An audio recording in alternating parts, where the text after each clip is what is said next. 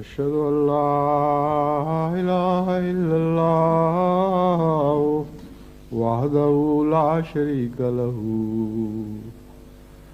وأشهد أن محمدا عبده ورسوله أما بعد فأعوذ بالله من الشيطان الرجيم بسم الله الرحمن الرحيم الحمد لله رب العالمين الرحمن الرحيم مالك يوم الدين إياك نعبد وإياك نستعين اهدنا الصراط المستقيم صراط الذين أنعمت عليهم غير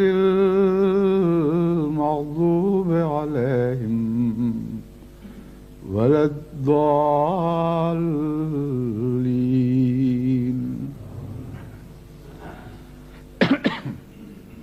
غالباً 6 ماہ پہلے یا کم و بیش اتنا عرصہ پہلے میں نے بغداد پر ہونے والے ہلاکو خاں کے حملے کا ذکر کیا تھا اور متنبع کیا تھا کہ اسی قسم کی ہلاکت آفرینی کی تیاریاں کی جا رہی ہیں، فیصلے ہو چکے ہیں، اور مجھے خطرہ ہے کہ اگر صدر صدام نے احتیاط سے قدم نہ اٹھائے تو ایسی خوفناک ہلاکت خیزی کی جنگ اس پر ٹھونسی جائے گی کہ جس کے نتیجے میں ہلاکو خاں کی باتیں بھی خواب و خیال کی باتیں ہو جائیں گی۔ اس عرصے میں جو کچھ رونما ہوا ہے وہ اتنا ہولناک ہے اور اتنا دردناک ہے کہ اس کی جتنی خبریں اب تک دنیا کو مل چکی ہیں انہی کے نتیجے میں تمام عالم اسلام کے دل خون ہو رہے ہیں، لیکن جو خبریں اب تک ظاہر ہو چکی ہیں وہ ان خبروں کا کوئی 20واں حصہ بھی نہیں جو رفتہ رفتہ اس جنگ کے بعد ظاہر ہوں گی اور جن سے بعد میں پردے اٹھیں گے۔ میرے اندازے کے مطابق لاکھوں خواہ شہری اور فوجی ہلاک اور زخمی ہو چکے ہیں اور بہت بڑی تباہی ہے سویلین آبادی کی جو ابھی تک کسی شمار میں نہیں لائی جا سکی، لیکن اس کے علاوہ فوجیوں کے خلاف جس قسم کی کارروائی ہے وہ جنگ کی کیفیت نہیں بتاتی، بلکہ اس طرح ہی ہے جیسے کسی ایک شخص کو باندھ کر رفتہ رفتہ اس کو ڈسممبر کیا جائے، اس کے اعضاء کاٹے جائیں، پہلے ناخن نوچے جائیں، پھر انگلیاں کاٹی جائیں، پھر دانت نکالے جائیں، پھر ہاتھ پاؤں کاٹے جائیں، اور اس کے بعد کہا جائے کہ اے بہادروں اور شیروں اب اس شخص پر حملہ کر دو، اور جب تک یہ یقین نہ ہو جائے کہ وہ اپنے ٹونڈے ہاتھوں سے ایک چپیٹ بھی نہیں مار سکے گا، اس وقت تک بہادروں کو اس پر حملہ کرنے کی اجازت نہ دی جائے۔ یہ خلاصہ ہے میرے الفاظ میں اس موجودہ جنگ کا۔ اور امریکی جرنیل جو اس وقت یہ جنگ لڑا رہے ہیں وہ عراق کے اسکڈ میسائلز وغیرہ کے متعلق ذکر کرتے ہوئے کہتے ہیں کہ یہ ان کے حملے اس قسم کے ایسے ہی ہیں جیسے ایک ہاتھی پر مچھر بیٹھ جائے، اور عملاً یہ ایک ہاتھی ہی کی نمائندگی کرنے والی طاقتیں ہیں، اور جس کے مقابل پر جس کو وہ نئے زمانے کا ہٹلر کہتے تھے اس کی حیثیت عملاً یہ خود تسلیم کرتے ہیں کہ ہمارے مقابل پر ایک مچھر سے زیادہ نہیں. تو جب تک یہ ہاتھی اور مچھر کی لڑائی جاری ہے اس وقت تک جہاں تک میں سمجھتا ہوں اس صدی کا مسلمانوں کے خلاف سب سے زیادہ ہولناک اور خوفناک منصوبہ اپنی پایہ تکمیل کو پہنچ چکا ہوگا. اور اس کے بعد پھر یہ نئی صدی میں داخل ہونے کے منصوبے بنائیں گے. لیکن میرا کام جنگ کی خبروں پر تبصرہ کرنا نہیں اور جماعت احمدیہ کو مسلسل یہ بتانا مقصود نہیں کہ اب جنگ میں کیا ہوا اور کل کیا ہوا تھا اور آئندہ کیا ہوگا. میرا مقصد یہ ہے کہ اس جنگ کا پس منظر آپ کے سامنے کھول کر رکھوں اور تاریخی پس منظر کی روشنی میں تمام دنیا کے احمدی اور ان کے ساتھ دوسرے مسلمان بھائی جن تک وہ آواز پہنچا سکتے ہیں اس صورتحال کو اچھی طرح سمجھ لیں کہ ہو کیا رہا ہے اور کیوں ہو رہا ہے اور مغربی قوموں نے اس میں کیا کردار ادا کیا ہے آج تک اور آئندہ کیا کریں گی اور اقوام متحدہ نے یا اس سے پہلے لیگ آف نیشنز نے کیا کردار ادا کیا تھا اور ان کے آپس میں کیا رابطے ہیں اور یہود کے ساتھ ان کے کیا تعلقات ہیں اور کیوں وہ تعلقات ہیں. اس میں مسلمانوں کی غلطیوں کا کہاں تک دخل ہے اور اس سب تجزیے کے بعد میرا ارادہ یہ ہے کہ اللہ تعالیٰ کی توفیق کے مطابق آپ کے سامنے وہ مشورے رکھوں گا جو الگ الگ قوموں کو مخاطب کر کے دوں گا. یعنی میرے نزدیک اس سارے مسئلے کو اچھی طرح سمجھ لینے کے بعد پھر وہ سلوشن یا حل خود بخود ظاہر ہو جاتا ہے. دراصل مرض کی تشخیص ہے جو سب سے اہم اور بنیادی چیز ہے. اگر تشخیص درست ہو تو علاج تلاش کرنا کوئی مشکل کام نہیں رہتا. بس یہود کو بھی مشورہ دوں گا, عیسائی قوموں کو بھی مشورہ دوں گا, مسلمانوں کو بھی مشورہ دوں گا اور تمام بنی نوع انسان کو بھی مشورہ دوں گا کہ آئندہ ان کو دائمی امن کی تلاش کے لیے کس قسم کی منصفانہ کاروائیاں کرنی چاہیے. بہرحال اب میں مختصراً آپ کے سامنے اس مسئلے کو جس کو فلسطین کا مسئلہ کہا جاتا ہے یا آج کل جسے ہم گلف وار کے نام سے یاد کرتے ہیں, اس کا جو گہرا پس منظر تاریخی پس منظر ہے اس کا مختصراً ذکر میں آپ کے سامنے کرتا ہوں. بالفور نے 1917 میں جو یہود سے وعدہ کیا اس کا میں ذکر کر چکا ہوں.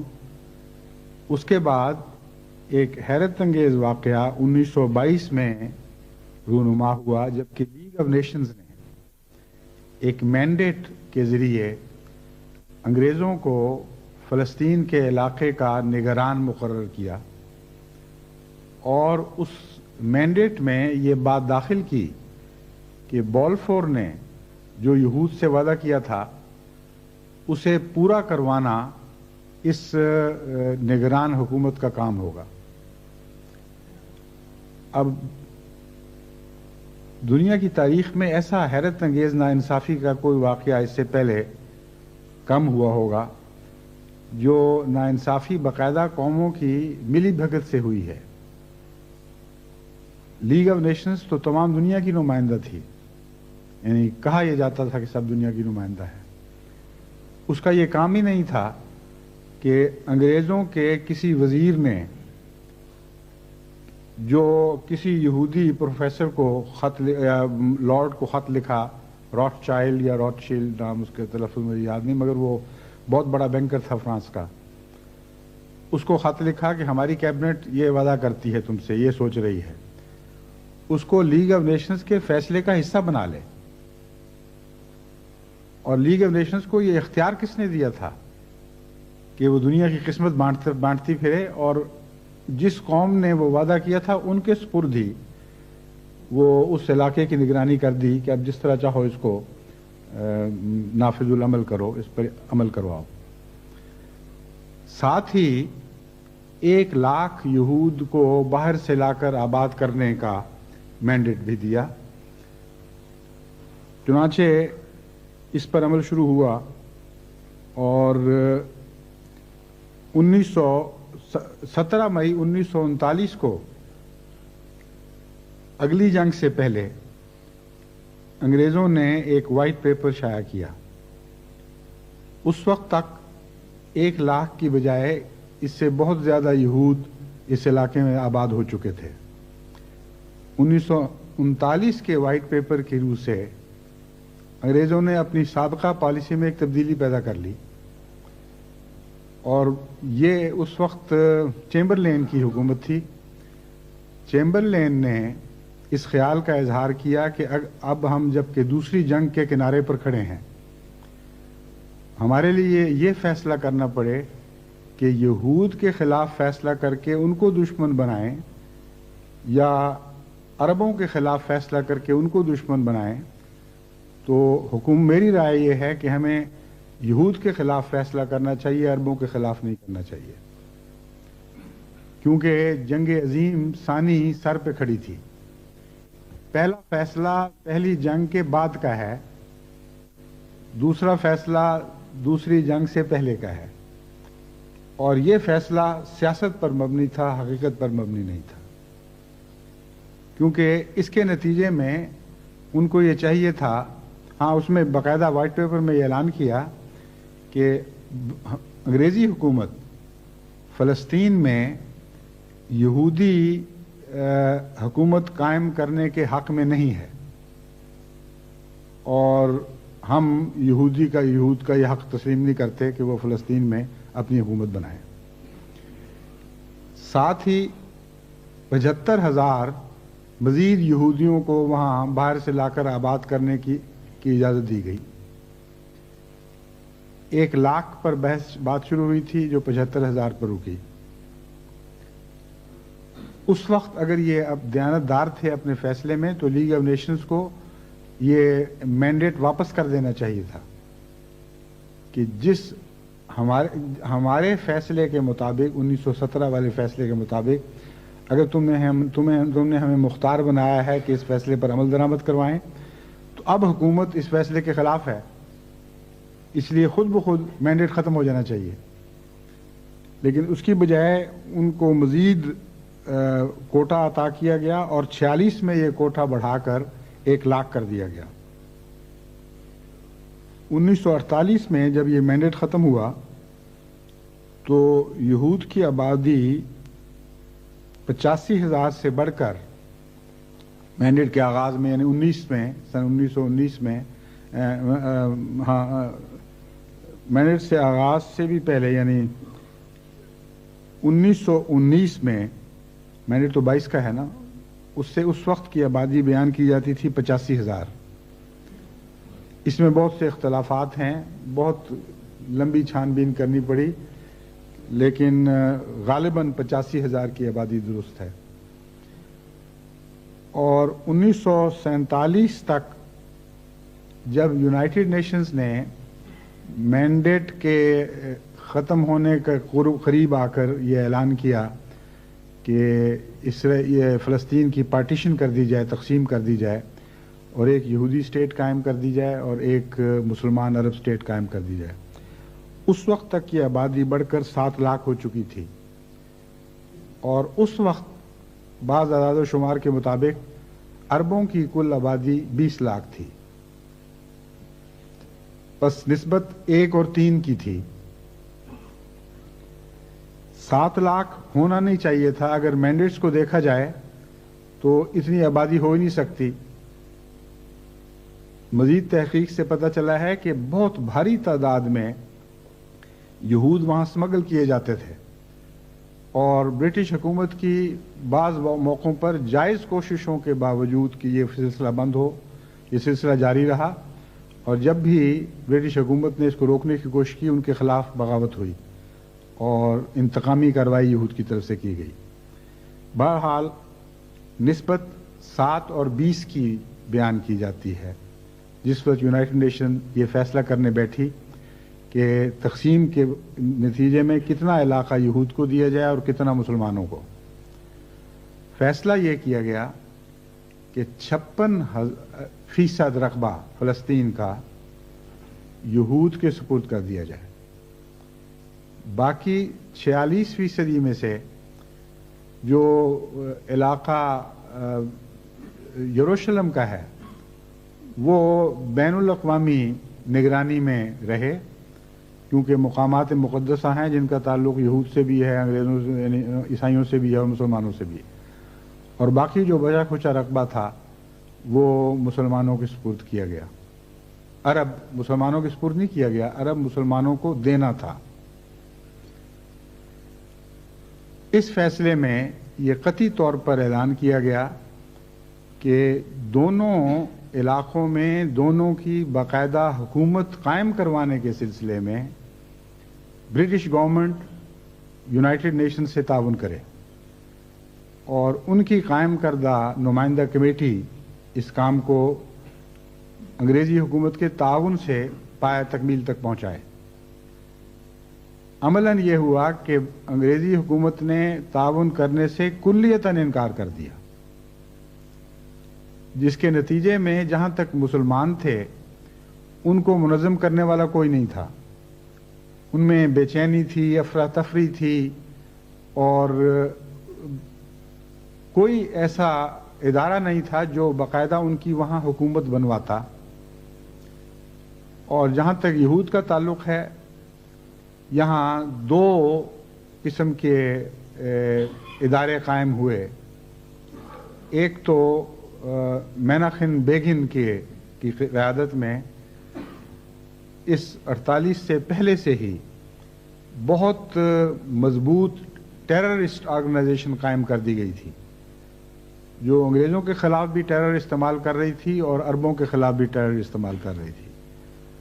اور دوسرے ڈیوڈ بن گورین کی قیادت میں امریکہ سے کثرت سے اسلحہ یہود کو مہیا کیا جا رہا تھا، اور یہاں 3-4 قسم کی آرگنائزیشنز قائم کر دی گئی تھیں جو منظم طریق پر نہ صرف اپنے علاقے کا دفاع کریں اور یہاں حکومت قائم کریں، بلکہ اور بھی کچھ علاقہ عربوں سے ہتھیائیں۔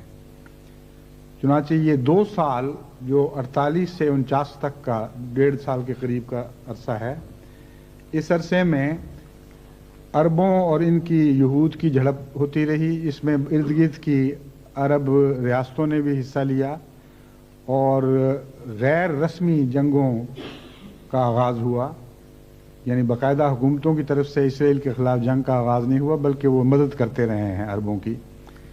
لیکن اس کے بعد جب 1949 میں سیز فائر ہوا ہے، یعنی آپس میں ٹروس ہوئی اور صلح قائم کروائی گئی، تو 56% سے بڑھ کر یہود کے قبضے میں 75% علاقہ جا چکا تھا۔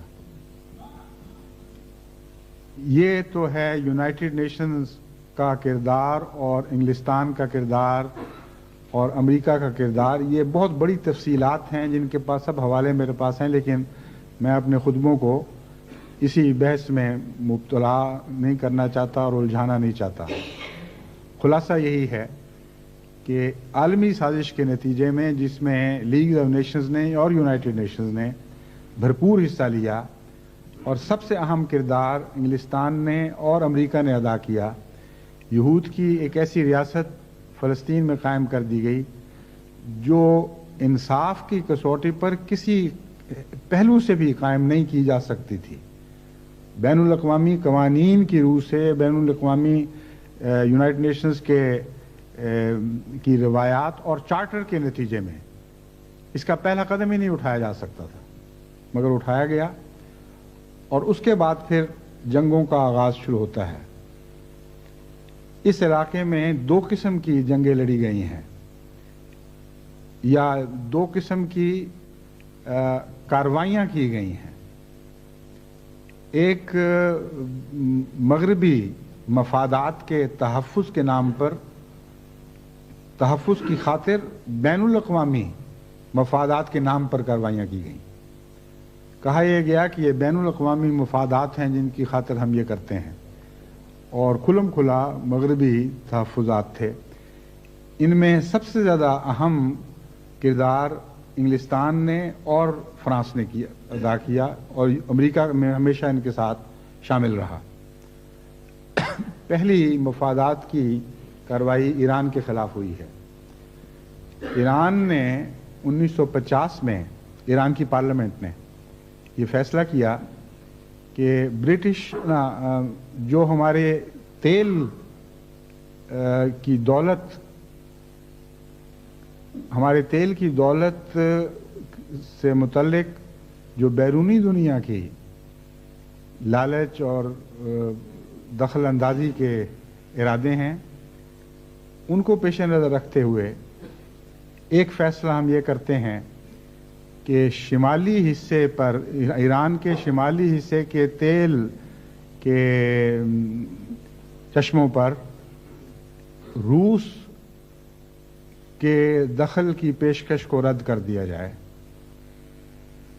इन अल्फाज पूरी तरह शायद बात वाज़ेह नहीं कर सके। मुराद ये है कि रूस ने एक पेशकश की थी कि जिस तरह ब्रिटिश इरानियन ऑयल कंपनी को तुमने अपने जनूबी हिस्से में तेल के चश्मों से इस्तेफादे की इजाज़त दी हुई है और तुम्हारे साथ समझौते के साथ वो तुम्हारी खातिर बज़ाहिर तेल निकाल रहे हैं और अपने फ़ायदे उठा रहे हैं, हमें भी इजाज़त दो।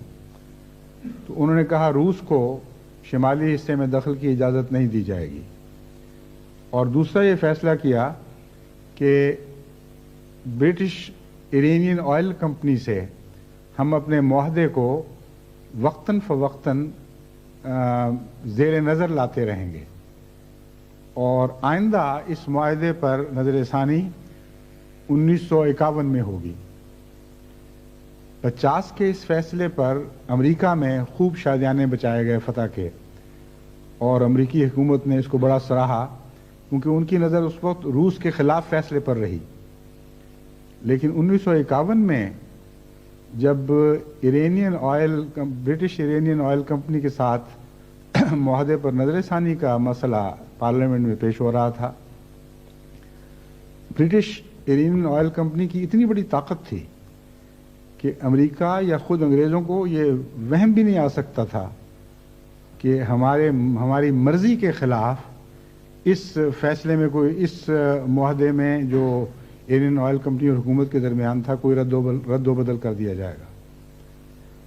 ब्रिटिश इरानियन ऑयल कंपनी की ताकत का अंदाज़ा आप इससे लगा सकते हैं कि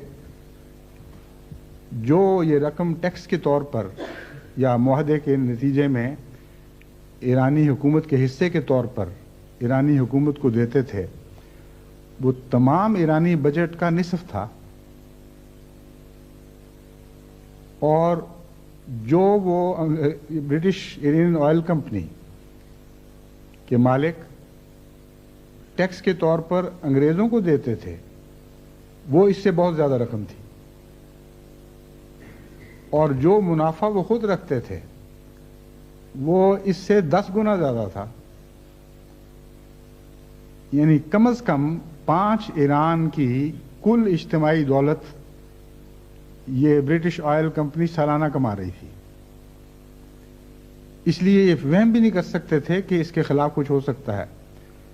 चुनांचे जब ये फैसला पेश होने लगा, असम्बली के सामने ये बहस पेश होने लगी, तो ईरानी वज़ीर आज़म को इन्होंने ख़रीदा हुआ था या जिस तरह भी इन्होंने उसको अपने साथ रखा हुआ था, उसने एक रिपोर्ट पेश की जिसका खुलासा ये था कि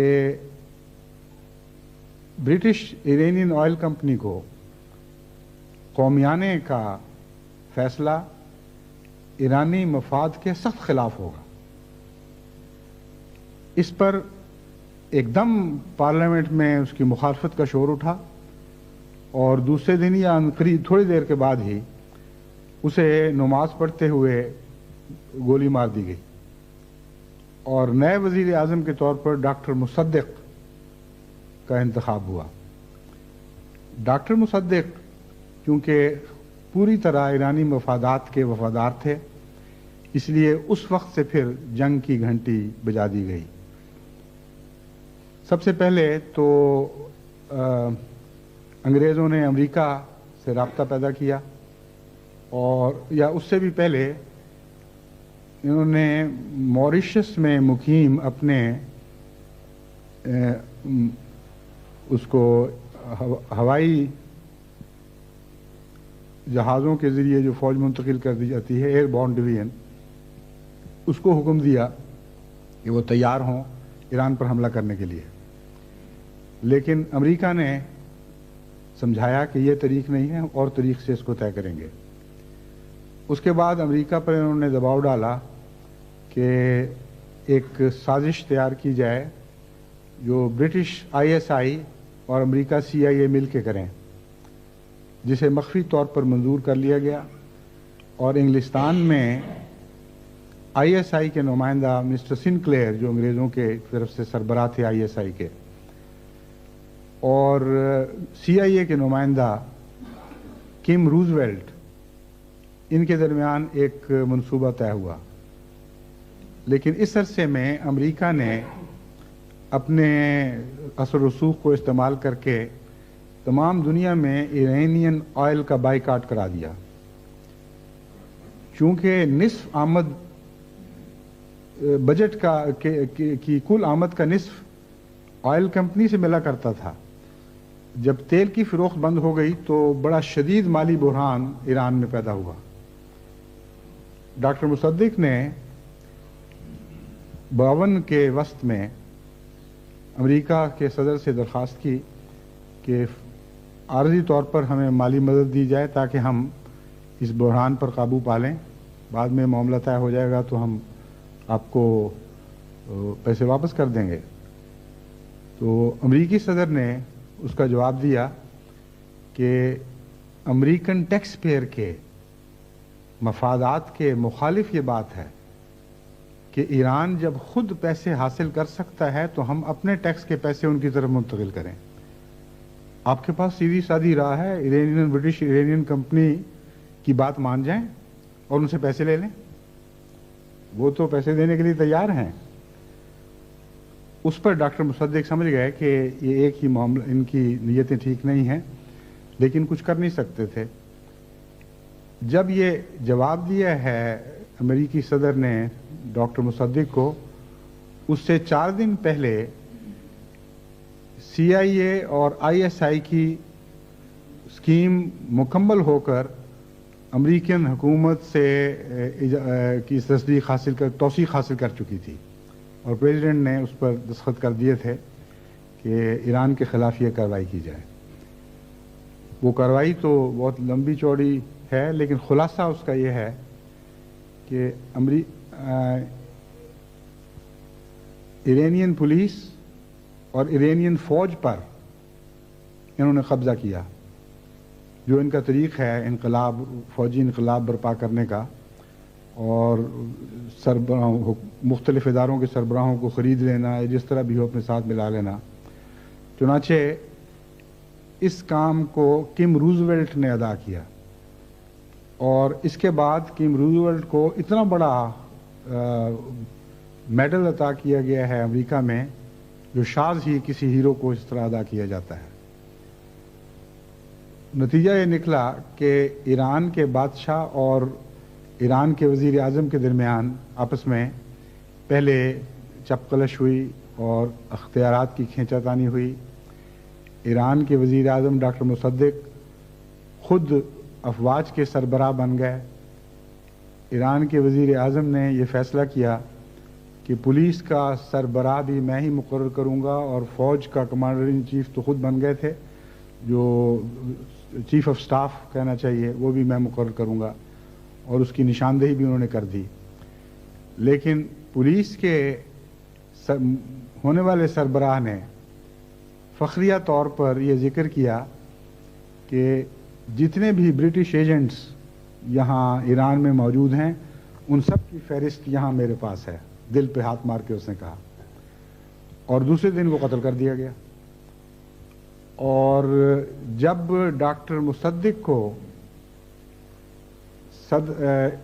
شاہ اب ایران نے آخر ڈسمس کیا، جب یہ تیاری مکمل ہو چکی تھی تو اس کے بعد ان کو معزول کیا گیا.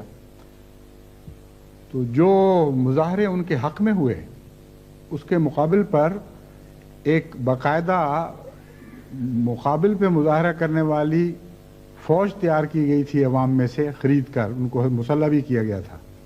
غالباً 6000 ان کی تعداد تھی. وہ چونکہ باقاعدہ مسلح تھے اور تربیت یافتہ تھے، انہوں نے ان مظاہروں پر کسی حد تک قابو پایا. لیکن وہ مظاہرے اتنے شدید تھے اور اتنے پھیل گئے کہ جیسا کہ ایسے موقع پر پہلے سے ہی پتہ ہوتا ہے کہ فوج پھر دخل دے گی. 2 لاکھ فوج شاہ کی حمایت میں میدان میں کود گئی اور پہلے سے فیصلے کے مطابق شاہ ایران کو جو امریکی اور انگلستانی غلامی کی ایک کامل تصویر تھے، ان کو ایران پر ہمیشہ کے لیے یا جب تک وہ بد انجام کو نہیں پہنچے مسلط کر دیا گیا. ایک یہ کارروائی ہے جو ہمیں اس پس منظر میں پیش نظر رکھنی چاہیے. دوسری کارروائی 1956 میں ہوئی جبکہ ایجپٹ کے صدر ناصر نے نہر سویز کو قومی آنے کا فیصلہ کیا.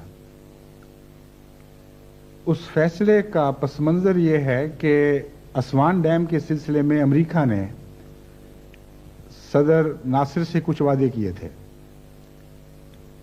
کہ ہم اس کے پیسے مہیا کریں گے. صدر ناصر کے رجحانات چونکہ روس کی طرف تھے اور بار بار کے سمجھانے کے باوجود اسرائیل کے خلاف ان کے تشدد میں کمی نہیں آ رہی تھی، اس لیے ان کو سبق دینے کے لیے امریکی حکومت نے وہ وعدہ واپس لے لیا. اسوان ڈیم اس وقت تک مصر کی زندگی کے لیے سب سے اہم منصوبہ بن چکی تھی، کیونکہ مصر کی اقتصادی زندگی اور زرعی پیداوار کے لیے اسوان ڈیم نے بہت ہی اہم کردار آئندہ ادا کرنا تھا. اس کے بغیر مصر خوراک وغیرہ میں اور بہت سی دوسری اقتصادی چیزوں میں خود کفیل نہیں ہو سکتا تھا، اور منصوبہ اس حد تک آگے بڑھ چکا تھا کہ اس وقت اس کا روکنا مصر قبول نہیں کر سکتا تھا. تو مصر نے اپنے فائنینس حاصل کرنے کے لیے، یعنی اس کے اخراجات پورے کرنے کی خاطر نہر سویز کو قومیہ لیا. نہر سویز پر جو اس وقت تک انگریزوں اور فرانس کا تسلط تھا، کیونکہ اس کمپنی کے زیادہ شیئرز ان کے ہی تھے، فیصلہ کن شیئرز ان کے پاس تھے. چنانچہ پھر انگلستان نے اس کے متعلق ایک منصوبہ بنایا کہ ناصر کو اور ایجپٹ کو اس بات کی سزا دی جائے کہ وہ ہمارے مفادات پر حملہ کرے. اور منصوبہ بڑا بھونڈا سا بچوں والا منصوبہ ہے، لیکن تھا بہت خوفناک. اسرائیل کو آمادہ کیا گیا کہ وہ حملہ کرے ایجپٹ پر اور نہر سویز تک پہنچ جائے. اور چونکہ یہ اچانک بغیر اطلاع کے حملہ ہوگا اور اسرائیل کے ایجپٹ کے پاس کوئی ایسی دفاعی فوج نہیں تھی کہ اس حملے کا مقابلہ کر سکتا، اس لیے یہ آنن فانن کامیاب ہونے والا حملہ تھا. اس کے بعد انگریز اور فرانسیسی دونوں اسرائیل کو اور ایجپٹ کو حکم دیں گے کہ دونوں اپنی اپنی فوجیں نہر سویز سے دور دور تک ہٹا لو، پیچھے ہٹا لو، امن کی خاطر ہم دخل دینے لگے ہیں. چنانچہ یہی ہوا. آنن فانن اسرائیل کی فوجیں نہر سویز کے کنارے تک پہنچ گئیں اور دوسرے ہی دن انگریزوں اور فرانسیسیوں کی طرف سے ایک حکم نامہ جاری ہوا کہ چونکہ وہاں تم دونوں قومیں لڑ رہے ہو اور عالمی امن کو خطرہ لاحق ہو رہا ہے، اس لیے ہم حکم دیتے ہیں کہ دونوں اپنی اپنی فوجیں نہر سویز سے اتنی دور ہٹا لو. اسرائیل نے اس پر فوراً عمل شروع کر دیا جیسا کہ فیصلہ تھا. ایجپٹ نے کہا کہ یہ ہمارا ملک ہے، ہماری نہر ہے، ہم اپنے ملک سے کیوں فوجیں ہٹائیں؟ یہ کون سی منطق ہے؟ حملہ آور نے ہٹا لیں بس کافی ہے. اس پر پھر ان دونوں قوموں نے مل کر حملہ کیا. یہ 56 کا واقعہ ہے. اور اس جنگ میں جو انگریزوں نے کردار ادا کیا ہے اس پر نٹھنگ جو اس وقت فارن سیکرٹری تھے انہوں نے ایک کتاب لکھی اس جنگ کے حالات پر. اس کتاب کے مطالعے سے پتہ چلتا ہے کہ جو طرز عمل انگلستان نے صدر ناصر کے خلاف اور ایجپٹ کے خلاف اختیار کی بین ہی وہی طرز عمل آج صدر بش، صدر صدام اور عراق کے خلاف اختیار کیے ہوئے ہیں. یوں لگتا ہے جس طرح کاربن کاپی ہے ان حالات کی جو اب رونما ہو رہے ہیں. اسی طرح صدر ناصر کے خلاف کردار کشی کی بڑی خطرناک مہم چلائی گئی. اسی طرح یہ کہا گیا کہ ہم عالمی مفادات کے تحفظ کی خاطر عالمی مفادات کی نمائندگی میں یہ کارروائی کر رہے ہیں. جس طرح کی زبان صدر بش نے صدام کے متعلق استعمال کی کہ اس کو میں تو الفاظ گندے پورے استعمال بھی نہیں کر سکتا، لیکن یہ تھا کہ کک کر کے اس کو مار کے پیچھے سے کک کر کے باہر نکالو. جو کتاب میں بیان کر رہا ہوں اس کا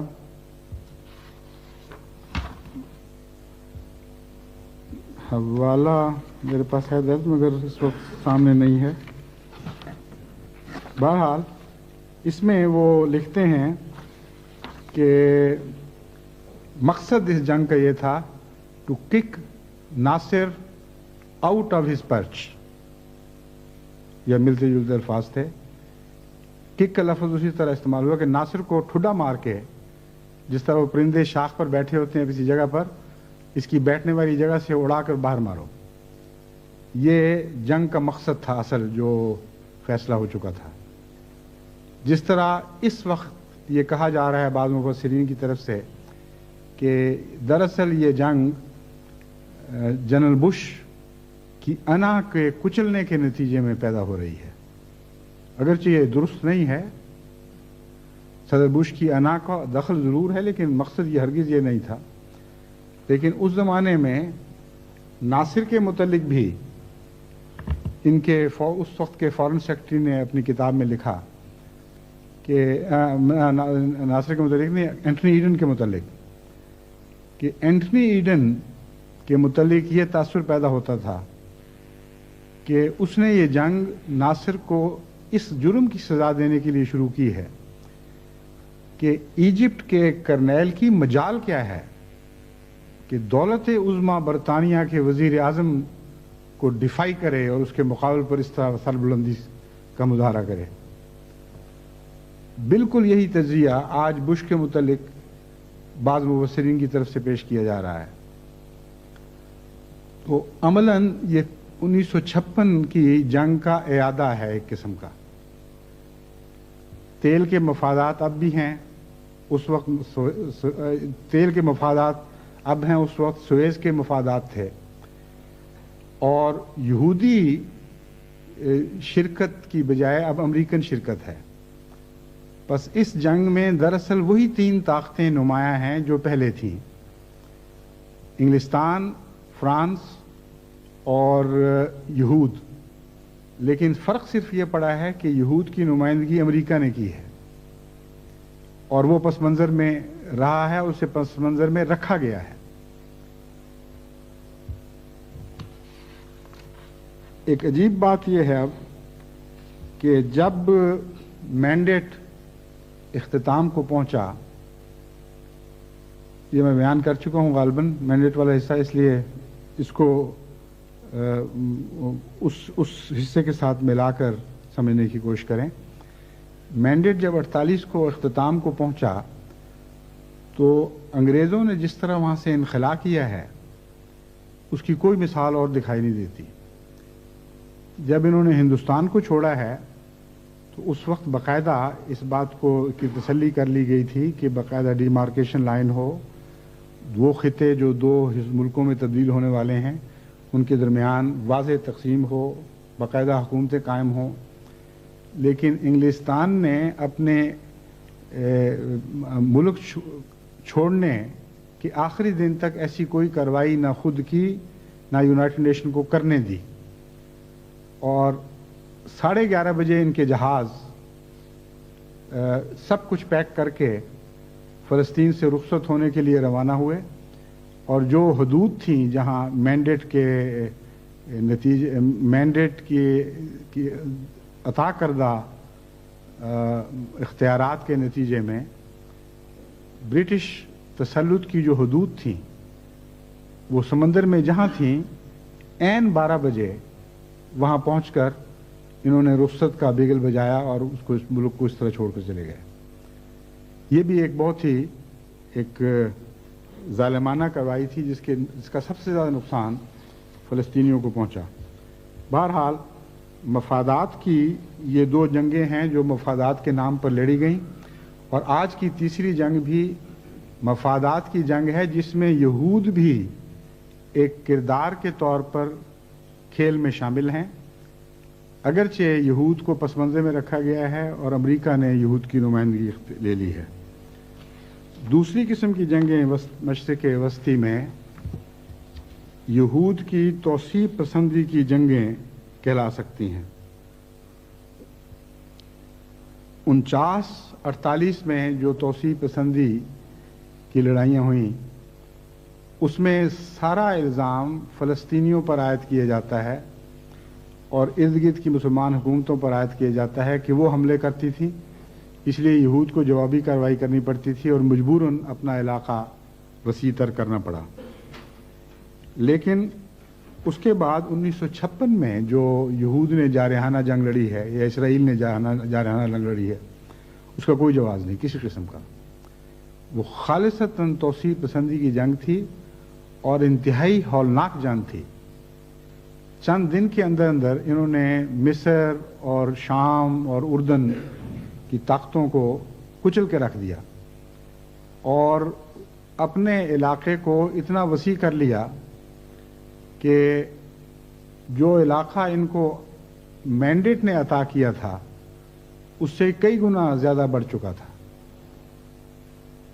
خلاصتاً میں آپ کے سامنے یہودی علاقے کی توسیع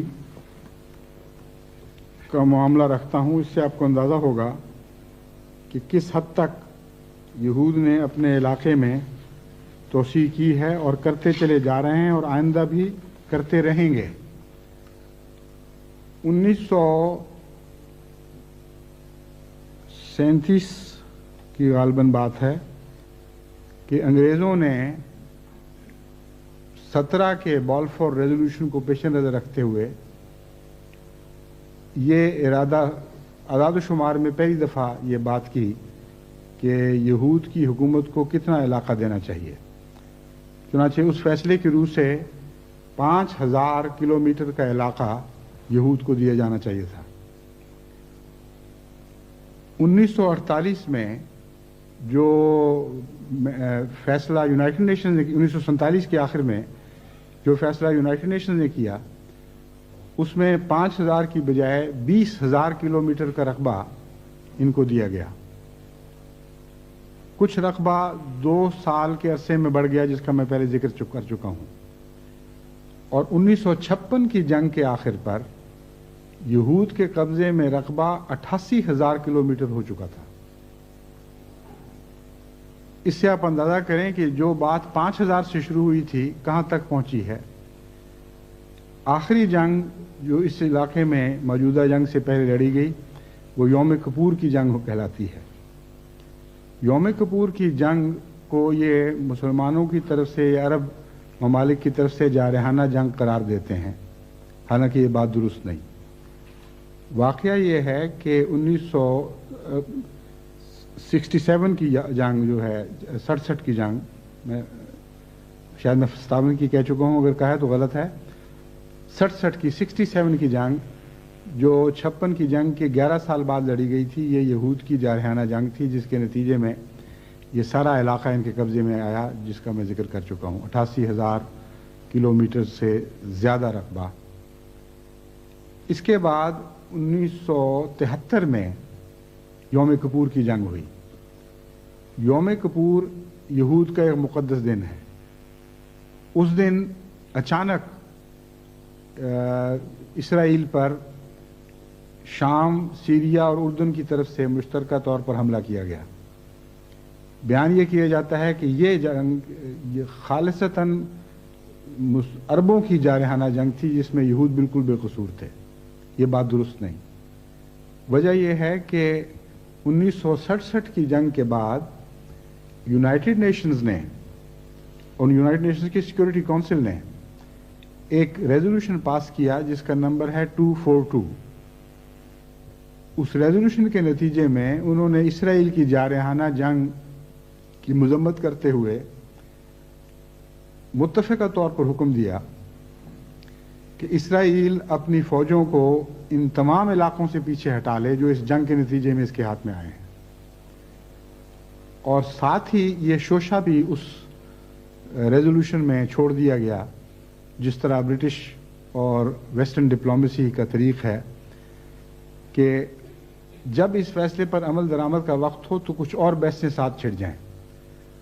उसमें यह शोशा भी साथ रखा गया कि इस इलाके की सब हुकूमतों का हक है कि उनके अमन का तहफ़्फ़ुज़ हो और उनकी ऐसी शक्ल हो गोया कि जोग्राफियाई तौर पर कि उनके अमन को ख़तरा ना पेश आए। मतलब यह था कि इस बहाने जब भी इस फैसले पर अमल दरामद का वक्त आएगा तो ये कहा जाएगा कि यहूद की बका का तकाजा है या इसराइल की बका का तकाजा है कि इलाके में इतना रद्दोबदल करो और तरमीम करो, मगर इसके किसी पहलू पर भी अमल दरामद नहीं हुआ।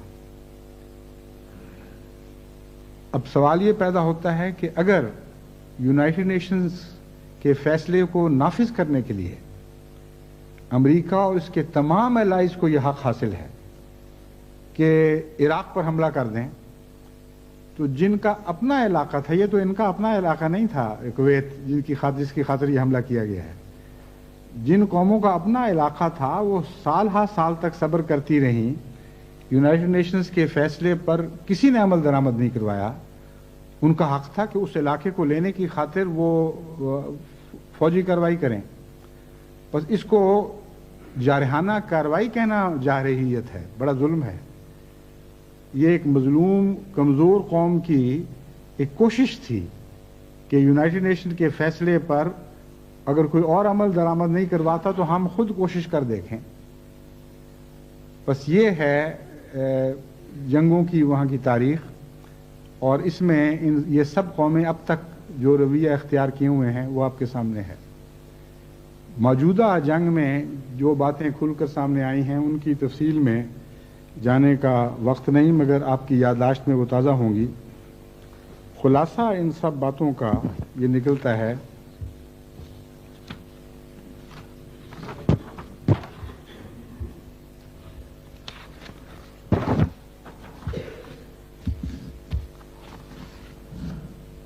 मकासद के मुतालिक मैं बाद में बात करूँगा, लेकिन खुलासा इसका ये है कि इसराइल को इस तमाम पस मंज़र की रोशनी में मालूम होता है कि ये कौमें ये हक़ देती हैं कि वो जब चाहे जिस मुल्क के ख़िलाफ़ चाहे जारहाना कार्रवाई करे, और जारहाना कार्रवाई के नतीजे में जो इलाके वो हथियाएगा उसके मुतल्लिक अगर यूनाइटेड नेशंस या सिक्योरिटी काउंसिल फैसला भी कर देंगी कि उन इलाकों से दस्तबरदार हो जाए, तो इसराइल को हक हासिल है कि दस्तबरदार ना हो, और किसी दूसरे मुल्क को यह हक हासिल नहीं, खा वो मजलूम मुल्क हो, कि यूनाइटेड नेशंस के इस फैसले की तामील में इसराइल से वो इलाका छीनने की कोशिश करे।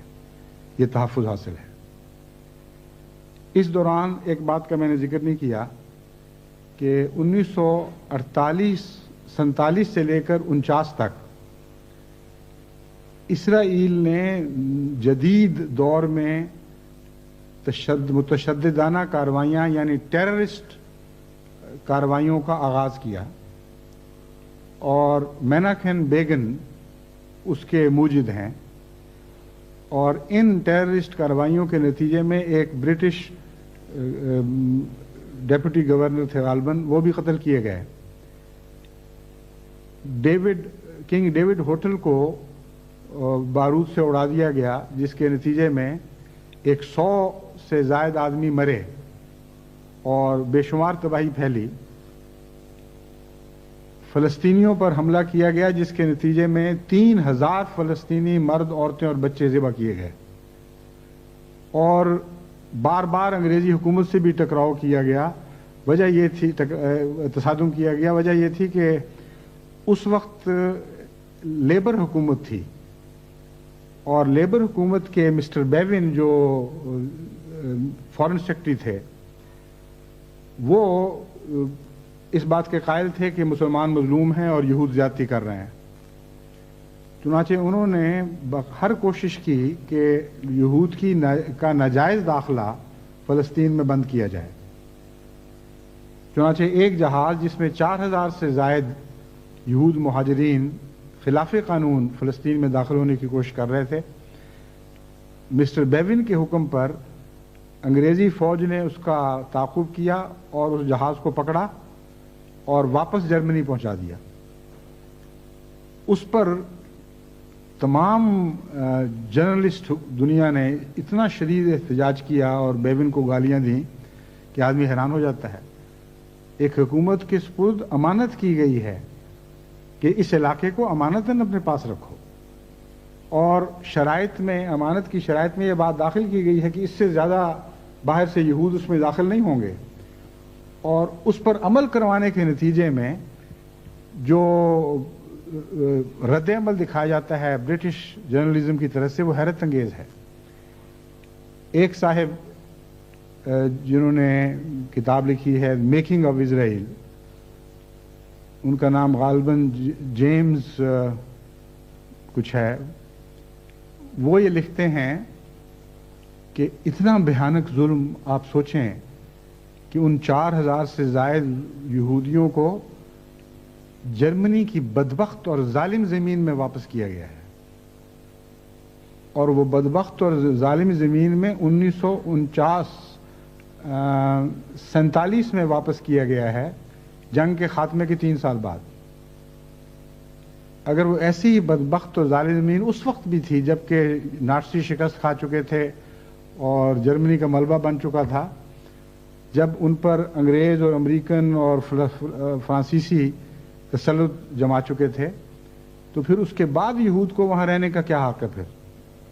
بہرحال یہ اس سے اندازہ ہوتا ہے کہ ان کے جرنلسٹ بھی ان کے ساتھ تھے، اور ساری جو مغربی رائے عامہ تھی وہ یہود کا تحفظ کر رہی تھی۔ تو ٹیررزم کی ایجاد دراصل وہاں سے ہوئی ہے، یہود سے۔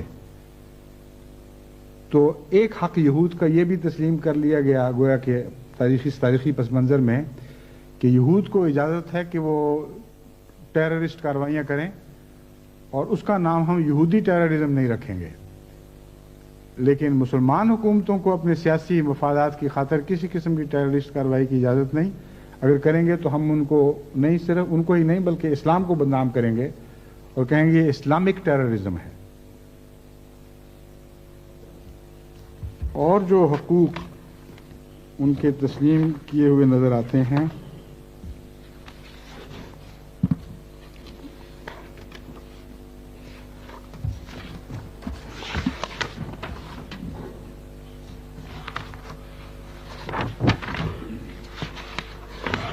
جو میں آپ کو پوائنٹس کے طور پر، ہاں جی، سیکورٹی کونسل کی قراردادوں کو رد کرنے کا حق ہے یہود کو، اور یونائٹڈ نیشنز کے تمام فیصلوں کو تحقیر کی نظر سے دیکھنے اور اس طرح رد کرنے کا حق ہے جس طرح ایک پرزے کو پھاڑ کر ردی کی ٹوکری میں پھینک دیا جاتا ہے۔ اور کسی دنیا کے ملک کا حق نہیں ہے کہ یہود کی مذمت کرے۔ اس بارے میں یہود کو حق حاصل ہے کہ اپنی بقا کے نام پر دوسرے ملکوں کے جغرافیے تبدیل کرے،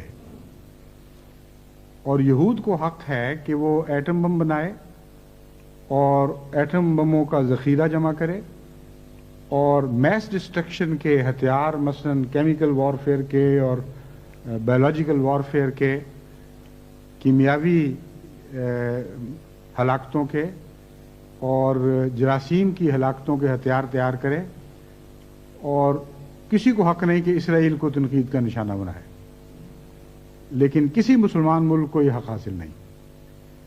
ये खुलासा है इस तारीखी जिद्दोजहद का जिसका जिक्र मैंने आपके सामने किया है।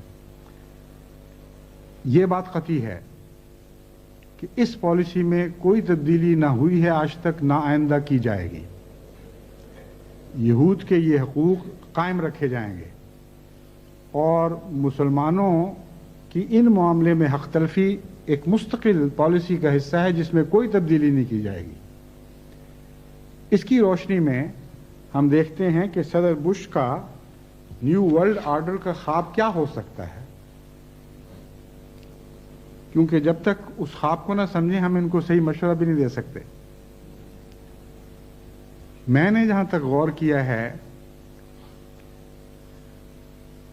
इस जारहाना तारीखी पस मंज़र के नतीजे में बुश का अमन का ख्वाब दरअसल अमन का ख्वाब नहीं बल्कि मौत वारिद करने का ख्वाब है। बाज़ लोग गलती से मौत को अमन समझ लेते हैं, जिस तरह मैंने वो बीमार घोड़े की मिसाल कई दफ़ा बयान की है। एक घोड़ा बहुत बीमार था जो बादशाह को बहुत प्यारा था, बहुत तड़प रहा था। बादशाह ने कहा कि जो इसकी मौत की खबर मुझे पहुंचाएगा उसको मैं कत्ल करवा दूंगा। और वो खुदा की तकदीर चलनी थी, वो बेचारा मर गया। तो एक आदमी को पकड़ के बादशाह को खबर देने के लिए भिजवाया कि तुम उसको मजबूर किया कि नहीं जाओगे तो हम मारेंगे, बादशाह के हाथ से मारा जाना ज़्यादा बेहतर है। वो समझदार आदमी था, उसने जाकर बादशाह को कहा कि मुबारक हो, आपका घोड़ा पूरी तरह अमन में आ गया है। बादशाह बहुत खुश हुआ कि अच्छा बताओ और बताओ किस तरह अमन में आ गया। उसने कहा इस तरह कि पहले तो उसकी छाती की गड़गड़ाहट की आवाज़ मील मील तक सुनाई देती थी, अब तो मैं करीब भी गया हूं तो कोई आवाज़ नहीं आ रही थी। उसकी धड़कन, दिल की धड़कन से लगता था धरती धड़क रही है, ज़मीन धड़क रही है। अब मैंने कान लगा के देखा, आवाज़ ही कोई नहीं थी, बिल्कुल बड़े अमन और सुकून से लेटा हुआ है। तो उसने कहा कि फिर ये क्यों नहीं कहते कि बदबख्त के मर गया है। उसने कहा हुजूर कह रहे हैं, मैं तो नहीं कह सकता। तो किस्सा ये है कि जो अमन का ख्वाब सदर बुश मशरिक़ वस्ती और मुसलमानों के ममालिक के लिए देख रहे हैं, उसकी ताबीर मौत है, ख्वाब खा अमन के नाम पर हो, इसके सिवा उसकी कोई हकीकत नहीं है। और जहां तक मैंने सोचा है वो ख्वाब ये है कि तेल के अमीर मुल्क सऊदी अरब और शेखडम रियासतों वगैरह को आमादा किया जाएगा कि वो भीख के तौर पर अपनी तेल की आमद का एक हिस्सा उन अरब ममालिक में तकसीम करें जो तेल की दौलत से महरूम है या बहुत थोड़ा तेल रखते हैं। और उसके नतीजे में जिस तरह अमेरिकन एड्स के ज़रिए तीसरी दुनिया के मुल्कों को ग़ुलाम बनाया जाता है, अरब मुल्कों को बाज़ अरब मुल्कों का ग़ुलाम बना दिया जाए। और इसके नतीजे में जो स्ट्रिंग्स एड्स के साथ वाबस्ता हुआ करती हैं, उसी किस्म की स्ट्रिंग्स इस माली इमदाद के साथ भी लगा दी जाएं। अमेरिका की माली इमदाद, जिसे अमेरिकन एड कहा जाता है, हमेशा बाज़ सियासी मसाले की शराइत रखती हैं जो अमेरिका के मफाद में होती हैं। इस एड के साथ भी कुछ शराइत हैं जो इसराइल के मफाद में होंगी और मगरिब के अमूमी मफाद में। वो शराइत ये होंगी कि यूनाइटेड नेशन में झगड़ा नहीं लेके जाना, बल्कि यूनाइटेड नेशन से बाहर अमेरिकन सरपरस्ती में यहूद के साथ मामला तय करो और ये ज़मानत दो कि आइंदा कभी इस इलाके में तुम किसी किस्म की जंग की जरूरत नहीं करोगे। इस बात की ज़मानत दो कि जहां यहूद एटमी असलहा बनाता रहेगा और मैस डिस्ट्रक्शन के दूसरे हथियार तैयार करता रहेगा, تم میں سے کوئی کبھی ایٹمی اسلحہ بنانے اور میس ڈسٹرکشن کے ہتھیار بنانے کے خواب بھی نہیں دیکھے گا۔ یہ دو بنیادی نقوش ہیں اس امن کی خواب کے جو صدر بش نے دیکھی ہے، اور آپ دیکھیں گے کل کہ اسی طرح وہ ہوگا۔ اس خواب میں بعض اور حصے بھی ہیں، وہ ہو سکتا ہے پورے ہوں یا نہ ہوں۔ ایک حصہ یہود کو بعض اقدامات کرنے پر مجبور کرنے سے تعلق رکھتا ہے۔ مراد یہ ہے کہ یہود کو یہ کہیں گے، یعنی یہود کہنا غلط ہے، یہود میں سے بعض بہت شریف النفس ایسے یہود بھی ہیں آج جو اسرائیل کے شدید مخالف ہیں اور ان کی پالیسیوں کو رد کرتے ہیں، اور ان کو دنیا کے لیے ہی نہیں بلکہ خود یہود کے لیے بھی نقصان دہ سمجھتے ہیں۔ بس جب میں لفظ یہود کہتا ہوں تو ہرگز مراد نہیں کہ یہود قوم کو بحیثیت مجموعی مردود کر رہا ہوں، میری مراد اسرائیل سے ہی ہوتی ہے۔ بہرحال اسرائیل پر وہ یہ دباؤ ڈالنے کی کوشش کریں گے، یعنی خیال ہے ان کا، یہ گمان ہے، خواب ہے کہ وہ کلیتاً گولان ہائٹ کا علاقہ خالی کر دے اور جارڈن کے مغربی کنارے کا علاقہ خالی کر دے۔ اس کے نتیجے میں وہ وہاں صلح کروا لیں گے۔ یہ بات قطعی ہے کہ گولان ہائٹ کا پورا علاقہ اسرائیل کسی قیمت پہ خالی نہیں کرے گا، اور یہ بات قطعی ہے میرے نزدیک کہ جارڈن کے مغربی کنارے پر جو یہود کا تسلط ہے وہ اس کو ختم نہیں کرے گا۔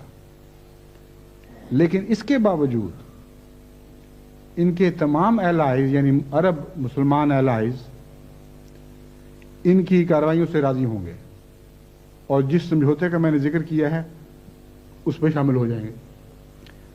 وجہ یہ ہے کہ مغربی اردن پر یہود کے تسلط کا نقصان صرف فلسطینیوں کو اور شرق اردن کو ہے، اور فلسطینیوں اور شرق اردن کی خاطر امریکہ یہود کو ناراض کر لیں، یہ ہو ہی نہیں سکتا۔ اور دوسرا اس لیے کہ وہاں باہر سے مزید یہود لا کر آباد کروانے کا منصوبہ ایک بڑا دیرینہ منصوبہ ہے جس پر بہت حد تک عمل درآمد ہو چکا ہے، اور مستقل یہودی آبادیاں قائم کر لی گئی ہیں۔ اس لیے بھی اگر امریکہ چاہے تو بھی اسرائیلی اس علاقے کو خالی کرنے پر آمادہ نہیں ہوں گے۔ اور اب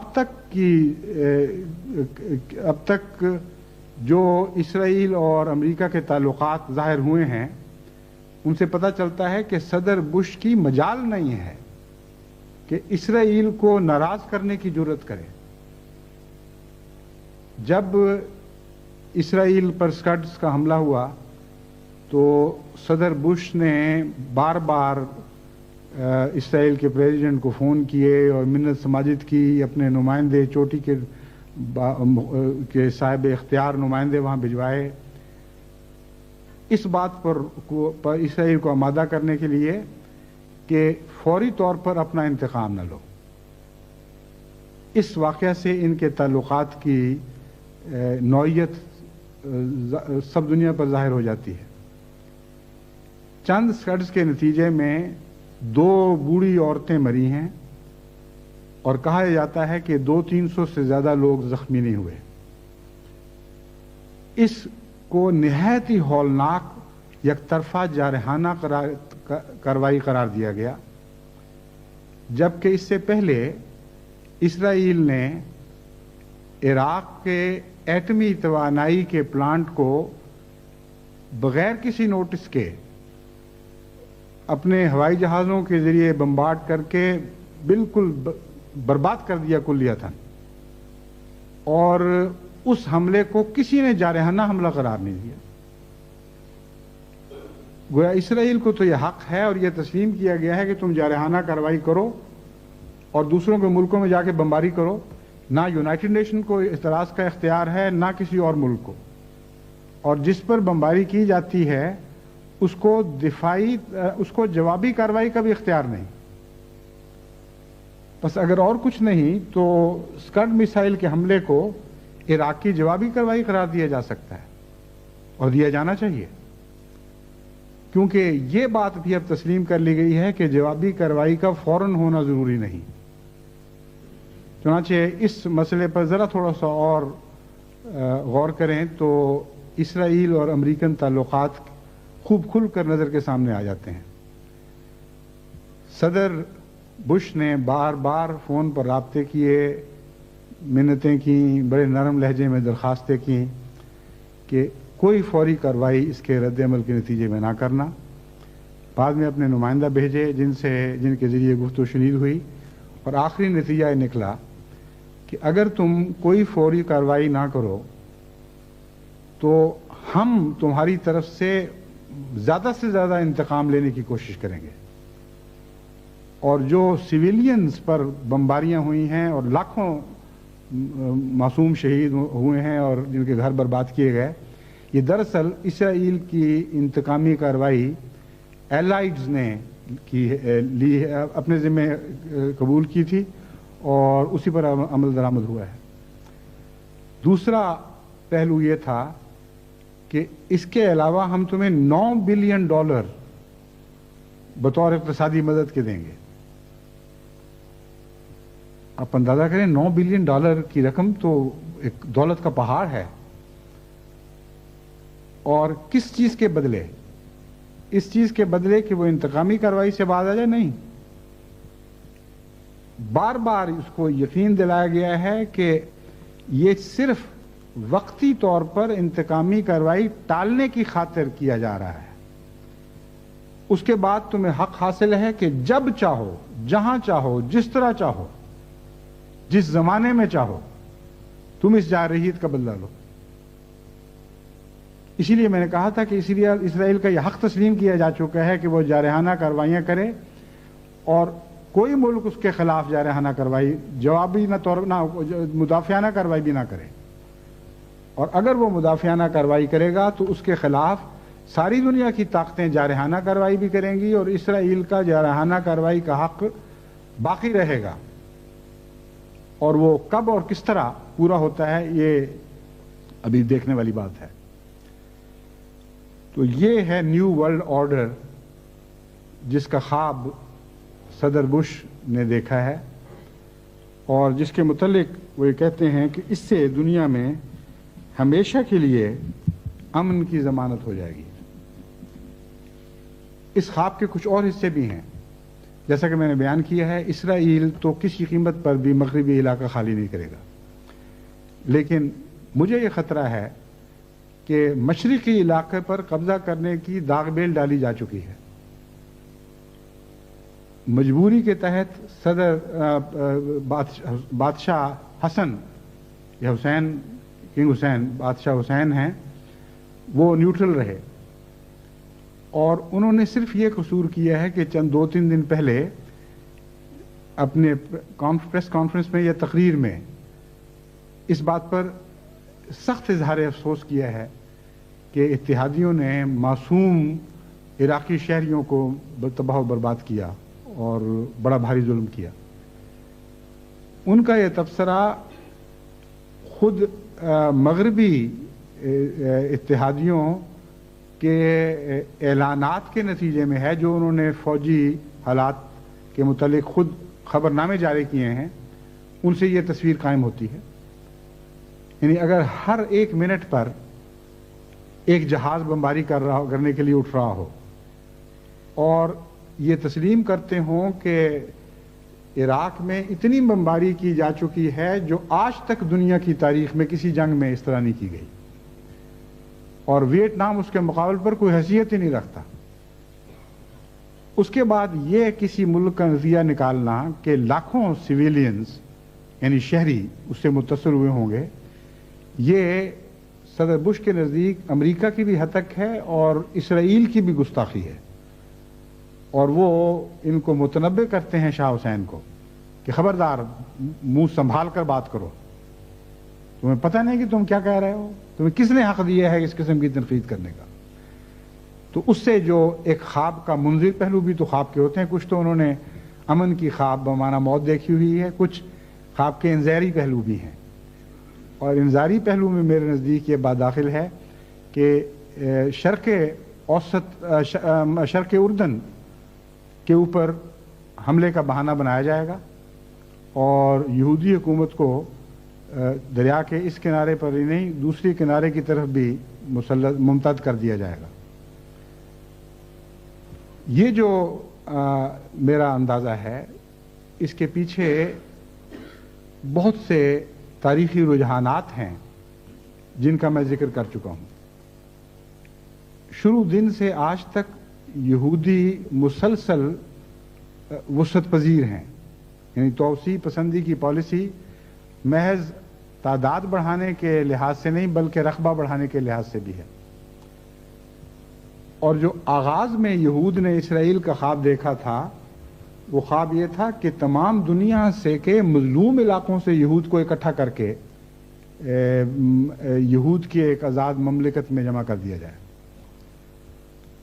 اس وقت آبادی کی نسبت یہ ہے، یعنی تفصیل تو میں نہیں بتاؤں گا، 2-3 ملکوں کی آبادی بتاتا ہوں۔ اسرائیل میں اس وقت یہودی 25 لاکھ ہیں، اس کے علاوہ امریکہ میں 50 لاکھ یہودی ہے، اور روس میں 25 لاکھ بیان کیے جاتے ہیں۔ اس وقت روسی یہودیوں کو بلا کر اسرائیل میں آباد کرنے کا پروگرام شروع ہے، جس کے پایہ تکمیل تک پہنچنے تک 25 لاکھ مزید یہودی، یعنی 15 موجودہ تعداد سے دگنے اس ملک میں آباد کیے جائیں گے۔ اس کے لیے زمین بھی پھر اور چاہیے، یہ ظاہری اور طبی بات۔ تو جتنی زمین اس وقت ان کے پاس ہے، اس سے کافی تعداد میں زیادہ زمین ہو تب جا کر یہ خواب پورا ہو سکتا ہے۔ پھر امریکہ کے یہودیوں کے انتقال کا پروگرام بھی ساتھ ساتھ جاری ہے، اور یورپ کے دوسرے یہودیوں کے انتقال کا پروگرام بھی ساتھ ساتھ جاری ہے۔ اس ضمن میں بعض باتیں میں آئندہ خطبے میں آپ کے سامنے رکھوں گا، مگر مختصراً یہ بتا دینا چاہتا ہوں کہ اسرائیل کے قیام کے مقاصد کی اولین وجہ یہ بتائی گئی تھی کہ مغربی ملکوں میں یہود محفوظ نہیں ہیں، اور انہوں نے یہود کو ہمیشہ اپنے انتقام کا نشانہ، یک طرفہ ظلم کا نشانہ بنائے رکھا ہے۔ اگر یہی مقصد تھا اسرائیل کے قیام کا، تو جتنے مغربی ممالک میں یہود ہیں، جب تک ان کے لیے فلسطین کے گرد و پیش جگہ نہ بنا لی جائے، اس وقت تک یہ خواب پورا نہیں ہوتا۔ اور موجودہ رجحان یہی بتا رہا ہے کہ اس طرح یہ آگے بڑھ رہے ہیں۔ تو صدر بش کے خواب میں غالباً انذاری پہلو یہ بھی داخل ہے کہ شرق اردن کے دوسرے حصے پر بھی قبضہ کر لیا جائے، اور بعد میں یہ خواب کس طرح آگے بڑھے گا اور دنیا کو کس حد تک اپنی لپیٹ میں لے گا، وہ لمبی باتیں ہیں۔ مختصراً میں سمجھتا ہوں کہ اس کے بعد باریوں کی بات ہے۔ جب تک مسلمان طاقتیں ایک کے بعد دوسری تباہ و برباد نہ ہو جائیں، اس وقت تک یہ صدر بش کے امن کا خواب پورا نہیں ہو سکتا۔ بس اس کے بعد کس کی باری ہے، یہ نہیں میں کہہ سکتا پاکستان کی ہے یا شام کی ہے۔ پاکستان بھی نیوکلیئر طاقت بننے کے خواب دیکھ رہا ہے، بن چکا ہے یا نہیں، یہ ایک متنازع فی مسئلہ ہے، لیکن پاکستان کو تباہ کروانے کے لیے کئی ذرائع موجود ہیں۔ کشمیر کا مسئلہ ہے، سکھوں کا مسئلہ ہے، ہندوستان کو انگیخت کیا جا سکتا ہے، چھٹی دی جا سکتی ہے، دفاعی امداد اور اقتصادی امداد روک کر اس طرح بیکار اور نہتا کیا جا سکتا ہے کہ ہندوستان کی طاقت کے جواب کی پاکستان میں طاقت نہ رہے۔ کئی قسم کے منصوبے ہو سکتے ہیں، لیکن خطرہ ضرور ہے۔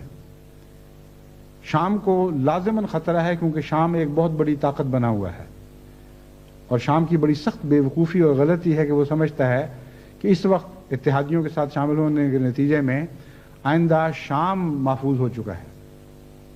جب تک اسرائیل موجود ہے، شام محفوظ نہیں ہے، اور پھر ایران کو خطرہ ہے، اور پھر ٹرکی کو خطرہ ہے۔ اور ایران اور ٹرکی کے متعلق میں سمجھتا ہوں کہ یہ خواب اس طرح پورا کیا جائے گا کہ ٹرکی اور ایران کے درمیان آپس میں مخاصمت جو پہلے بھی ہے بڑھائی جائے گی اور اس کے نتیجے میں کسی وقت آئندہ ان دونوں ملکوں مسلمان ملکوں کے درمیان اسی طرح لڑائی کروائی جائے گی جس طرح خود امریکنوں نے اور اتحادیوں کی مخفی تائید کے نتیجے میں سمجھتا ہوں عراق کو انگیخت کیا گیا تھا کہ وہ ایران پر حملہ کرے اور امریکہ کے اتحادی عرب ممالک نے اس کی ہر طرح مدد کی اور امریکہ کے اتحادی مغربی ممالک نے اس کو مسلح کرنے میں عراق کو اور اس کے میس ڈسٹرکشن کے ہتھیار بنانے کے سلسلے میں پوری مدد کی. تو خواب کا جو پس منظر ہے وہ یہ ہے. بس خواب جس سمت میں آگے بڑھے گی اور پھیلے گی وہ سمت بھی اس پس منظر کے نتیجے میں ہمیں دکھائی دینے لگی ہے اور خواب آخر پہ اس طرح پوری ہوگی کہ پہلے جس طرح ایک مسلمان طاقت کو دوسری مسلمان طاقت کو برباد کرنے کے لیے استعمال کیا گیا اور طاقت بنایا گیا، پھر اس بنائی ہوئی طاقت کو برباد کرنے کا منصوبہ بنایا گیا اور دوسرے مسلمان ممالک کو اس میں شامل کیا گیا. اس کا اگلا قدم کیا ہوگا؟ اسی طرح جو بچی کچی طاقتور مسلمان حکومتیں ہیں ان کو یک بعد دیگے برباد کیا جائے گا. یہ وہ موت کا خواب ہے جو صدر بش نے دیکھا ہے اور جسے وہ پیس کا خواب کہتے ہیں. عراقیوں اور دیگر فلسطینیوں وغیرہ مسلمان مظلوموں یعنی عرب مسلمانوں کے خون سے جس طرح یہ ہاتھ رنگے جا چکے ہیں اس پر مجھے میکبیتھ کی چند لائنیں یاد آ گئیں. لیڈی میکبیتھ جس نے اپنے خاوند کو بادشاہ کو قتل کرنے پر آمادہ کیا تھا اور اس کے خاوند میکبیتھ نے بادشاہ کو جو غالباً اسکاٹ لینڈ کا تھا بہرحال اس وقت کے بادشاہ کو قتل کیا اور سوتے کی حالت میں قتل کیا. اس کے بعد لیڈی میکبیتھ کو نفسیاتی رد عمل ہوا اور وہ سمجھتی تھی کہ اصل قاتل میں ہوں، تو نفسیاتی بیماری کے نتیجے میں وہ ہر وقت ہاتھ دھوتی رہتی تھی کہ میرے ہاتھ سے خون کی بو آ رہی ہے. اس بو کے سلسلے میں وہ کہتی ہے Here is the smell of the blood still. میں اتنی دفعہ ہاتھ دھو چکی ہوں اور خون کی بو جاتی ہی نہیں ہے، ابھی بھی آ رہی ہے. All the perfumes of the Arabia will not sweeten this little hand. عرب کی تمام خوشبوئیں مل کر بھی میرے اس چھوٹے سے ہاتھ کی بو کو مٹھاس میں تبدیل نہیں کر سکیں گی. یہ کڑوی خون کی بو آتی رہے گی. صدر بش کا معاملہ اس سے کچھ برعکس ہے. مسلمان عرب خون سے جو ان کے ہاتھ رنگے گئے ہیں، میں ان کو یقین دلاتا ہوں کہ اس کی کڑوی بو کبھی امریکہ اور اس کے ساتھیوں کا پیچھا نہیں چھوڑے گی اور تمام دنیا کی پرفیومز بھی عرب خون کی اس بو کو ملیا میں مٹا نہیں سکیں گی اور اس کی کڑوی بو کو مٹھاس میں تبدیل نہیں کر سکیں گی. جہاں تک ان کی پیس کی خواب کا تعلق ہے وہ بھی میں میکبیتھ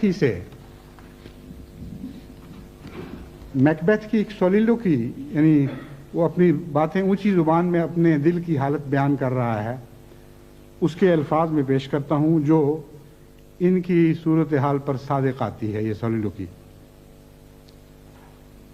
وہ سونے کی کوشش کرتا ہے اور نیند اڑ گئی ہے. اس کی ضمیر پر ایک سوئے ہوئے بادشاہ کے قتل کا بوجھ اتنا زیادہ ہے اور اس کا ضمیر اس قدر بے چین ہے کہ وہ اس کے اپنے آپ کو معاف نہیں کر سکتا. چنانچہ اس کی راتوں کی نیند اڑ جاتی ہے. اس کیفیت کو بیان کرتے ہوئے وہ کہتا ہے Methought I heard a voice cry, sleep no more. میکبیتھ does murder sleep? Scottish जुबान में मर्डर को MURTHER मर्डर लिखा जाता था, तो यहां लफ्ज मर्डर है यानी मर्डर। इसका मतलब यह है, वो कहते हैं मी थॉट, मैं समझता हूं, मैं सोच रहा हूं, मुझे लगता है, मुझे गुमान गुजरता है।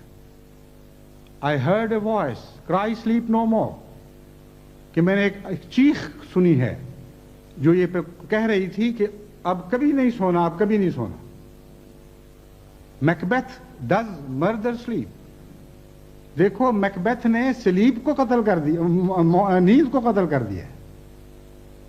क्योंकि बादशाह सोया हुआ था, इसलिए उस हालत में उसको मारना इसके नफ्सियाती दबाव के ताबे इससे बेहतर रंग में जाहिर नहीं किया जा सकता था कि वो सोच रहा है कि मैंने नींद को मार दिया है। जब नींद को मार दिया है तो मुझे नींद कहां से आएगी? तो एक लफ्ज की तब्दीली से अमेरिका और सदर बुश के ख्वाब पर इन सुतूर का इतलाक हो सकता है। मैं ये कहता हूं कि मी thought I heard a voice cry piece no more, US does murder sleep. मुझे महसूस हो रहा है कि एक चिल्लाने वाली की आवाज ये सुनाई दे रही है कि अब इस खिते में या दुनिया में कभी अमन कायम नहीं हो सकेगा। अगर ये ख्वाब पूरी हो गई, इस शर्त के साथ मैं कह रहा हूं, तो मैं ये आवाज सुन रहा हूं कि इस खिते में अब कभी अमन कायम नहीं हो सकेगा। यूनाइटेड स्टेट्स ने अमन को हमेशा के लिए कत्ल कर दिया। इसके नतीजे में क्या हो सकता है, हम क्या कर सकते हैं, इन कौमों को क्या मशवरे दिए जा सकते हैं कि जो हलाकत के कदम ये आगे बढ़ा चुके हैं उनको किस तरह वापस कर लें। इस सिलसिले में इंशाअल्लाह मैं आइंदा खुतबे में आपसे मुखातब हूँगा। मैं चाहता हूँ कि जल्द से जल्द इस मज़मून को ख़त्म करूँ और वापस अपने असली और हकीकी और दायमी मज़मून की तरफ आ जाऊँ, यानी अहमदियों को इबादतें किस तरह करनी चाहिए और इबादतों में किस तरह लज़्ज़त पैदा करनी चाहिए।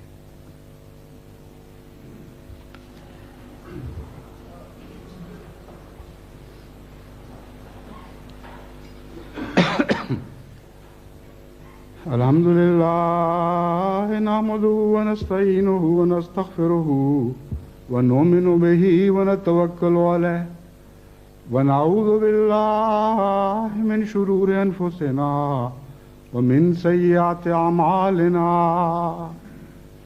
मन यहदिहिल्लाहु फला मुदिल्ल लहु व मन युद्लिल्हु फला हादिय लहु।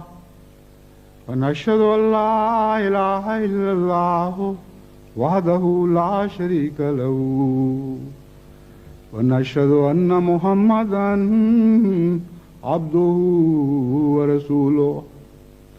عباد الله رحمكم الله إن الله يأمر بالعدل والإحسان وإيتاء ذي القربى وينهى عن الفحشاء والمنكر والبغي يعظكم لعلكم تذكرون. اذكروا الله يذكركم وادعوه يستجب لكم وَلَذِكْرُ اکبر. گزرے ہوئے 100 سال کی تاریخ گواہ ہے، سائے کی طرح سایہ فگن ہم پہ خدا ہے. گزرے ہوئے 100 سال کی تاریخ گواہ ہے، سائے کی طرح سایہ فگن ہم پہ خدا ہے.